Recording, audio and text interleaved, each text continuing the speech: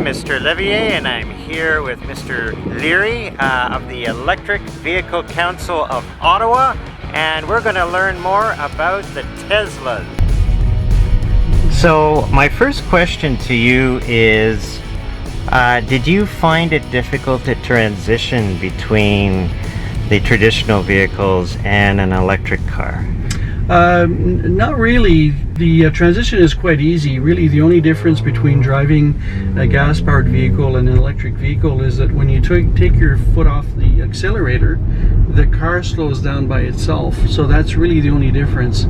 So normally, I don't need to use the brakes to slow down the vehicle. The car will do it by itself. Aside from that, there's a lot of advantages of EVs. I get home, I plug the car in, and I unplug it when I leave in the morning, and I've got a full tank of gas essentially. So it makes it a lot easier. I don't have to go and pump gas at some special location, sometimes in bad weather. So if it's cold or rainy or windy, I just get my gas from the plug in my garage essentially. Now, did you find it strange to have such a large screen? You know, to operate a vehicle, like it's, I think that's one of the biggest differences between the traditional vehicles and the electric cars. Well, most electric cars will have a big screen, yes. Now, there are conventional cars that also have some, but getting used to it, it's a question of just, you know, knowing where things are, right? So if you look at the screen here, the speed is actually at the top left corner, so it's not very far from looking in front, right? So the adaptation is quite easy. Do you find that this vehicle operates quite well in winter?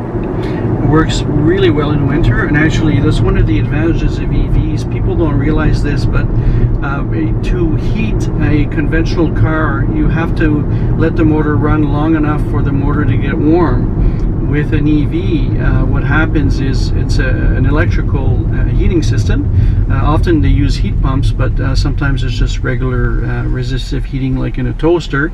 But that means that we get heat instantly, so you don't have to wait a long time for them to heat.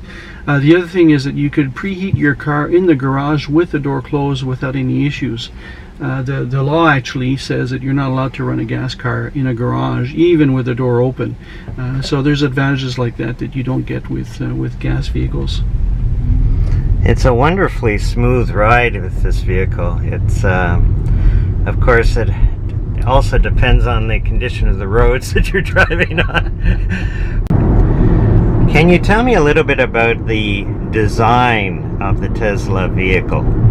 So one of the things with the Tesla that's actually common to most electric cars is that the battery is under the floor, which means that the center of gravity of the vehicle is lower than in a conventional vehicle. That means that you get better handling. So when you're cornering, it feels better, and you don't feel as if the car is going to lose control on you. So it makes it a much more pleasant driving experience. And again, that's common with all electric vehicles. When you have a vehicle that's built to be electric, there's other things you could do with the car that give you some advantages. For example, you could push the wheels to the further corners of the vehicle, which gives you a longer wheelbase, which again gives you a better ride. So you don't have that tunnel in the middle that it takes up a lot of space. So that makes it particularly good in back. So if you have three passengers in back, there's not a passenger in the middle with their knees into their face, right? So all of that makes it that EVs are really, in my opinion, better vehicles. There's really the only real disadvantage of an electric vehicle is if you're doing a long distance, you have to wait longer to charge. That being said, I just did a trip to the Magdalen Islands, and that's about 3,000 kilometers. No problems at all charging. The longest charging session I had was 35 minutes, and I let it charge to 100%, which I don't normally do, but I let it charge to 100% because I wasn't finished eating my meal. So it's at the point now where the cars charge faster than you have time to eat your meal. So it's much faster than people think it is. An electric vehicle has a lot less moving parts, so I would think that the maintenance would be easier.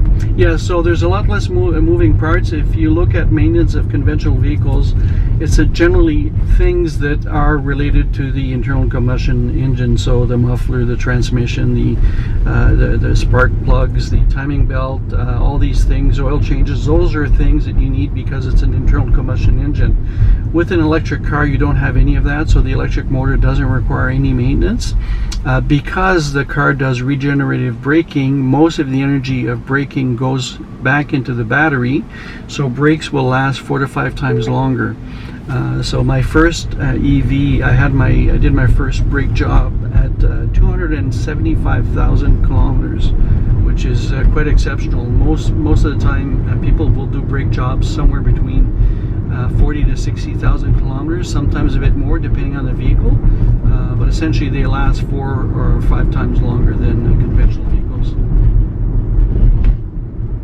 But one question I wanted to ask is, Tesla now is no longer the only electric car out there. What are some of the other makes that are going electric right now? Well, I'd say that just about every make has an electric vehicle on the market right now. There are a few exceptions, mostly the Japanese manufacturers, because they think that hydrogen is the future, and that's a whole other discussion. Hydrogen is not the future, but everybody else is on board. If you look at Ford, they have 2 vehicles in the market. You look at GM, they have somewhere around 8 different vehicles in market. You look at Stellantis, which is the Chrysler and all them. They're a bit behind, but they're coming up with models that should be showing up in showrooms as soon as this fall. You look at the Europeans, BMW sell at least 5 different EV models in Canada right now. Mercedes is a similar situation. They sell somewhere between 3 and 5 models in Canada at the moment. So all the manufacturers realize that the future is electric, and they're doing the transition. Some are doing it at a different pace.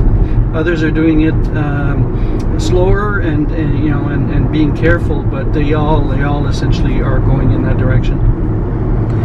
I have one question: the idea of autonomous vehicles. Can you explain a little bit about what that means to Tesla? Well, Tesla actually has been one of the companies that was the first to talk about autonomous vehicles, and they've been working for years now on their self-driving, the full self-driving FSD system, they call it, and it's getting better over the years, but it's still not enough to not pay attention when you have it enabled. So I had it on this vehicle as a trial for a month in April, and got the chance to really use it. And what I found is, in some circumstances it did a great job, but other circumstances, with rain at night, a wet pavement, it could find the lanes really well, so it didn't work as well. But otherwise, for highway driving and things of that nature, it's really practical, because it makes the driving experience much more relaxing.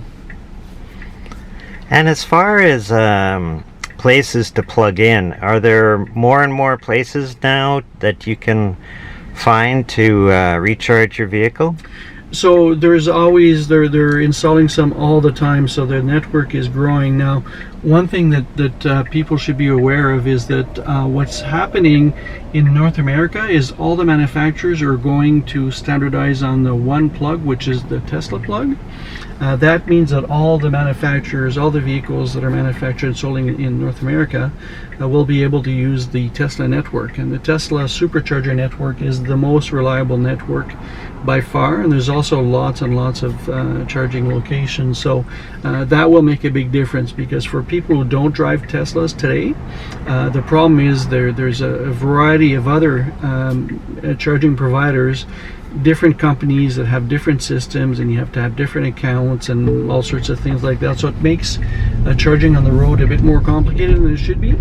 But again, going forward, what we expect is everybody will be using the Tesla plug, and also they'll be integrating the charging in the way that Tesla does it. What I mean by that is that when you go to a Tesla supercharger, all you have to do is you have to plug in the car, and the car starts charging. You don't have to do anything. You don't have to use a credit card or anything of that nature. It just knows by talking to the car which car it is.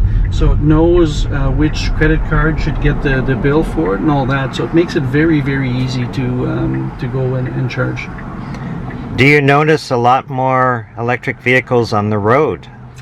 Yes, lots of new electric vehicles, and over the last 2 or 3 years there's been an explosion of models that are available in market, and we're seeing those on the roads. We see more and more every day, so it's quite fun to see that finally the mass market is moving towards electric vehicles.